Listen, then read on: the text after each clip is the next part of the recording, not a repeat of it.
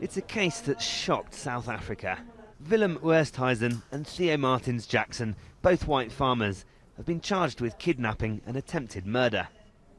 This camera phone footage of the attack shows them forcing victim Lochwa into a coffin in November last year. They said he was trespassing and could be heard threatening to pour petrol on him before he escaped. It's touched a raw nerve for many. South Africa's three main political parties have held anti-racism protests outside the previous court sessions. South Africa's history of oppression of the black majority by a white minority is violent. It's recorded here at Johannesburg's Apartheid Museum. These nooses symbolise opponents of the apartheid government who were executed. Their names are written here.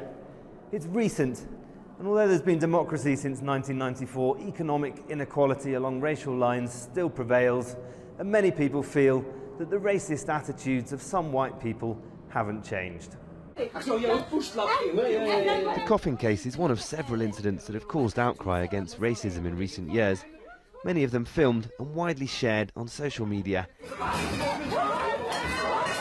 including this video of a white man threatening a black woman in a restaurant in March. Professor Mchabisi Ndletiana is an expert on apartheid history. The common belief within black society has been to reach out. We have a country to build, let's move on. But white folks have continued to cling to this prejudice, at least some of them, most of them.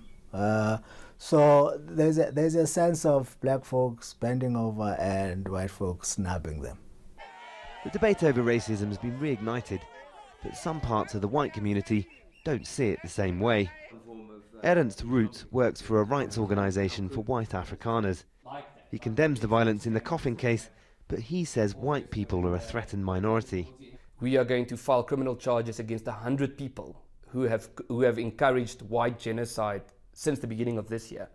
But that doesn't make the news, where I believe if a white person today were to go on Facebook and say we must start killing black people, that would be a national news story. So I'm concerned about double standards in this country. The magistrates referred Oosthuizen and Jackson's trial to a higher court because of the seriousness of the case. But more than 20 years after the end of white minority rule, many feel racial justice is a long way off. Malcolm Webb, Al Jazeera, Johannesburg, South Africa.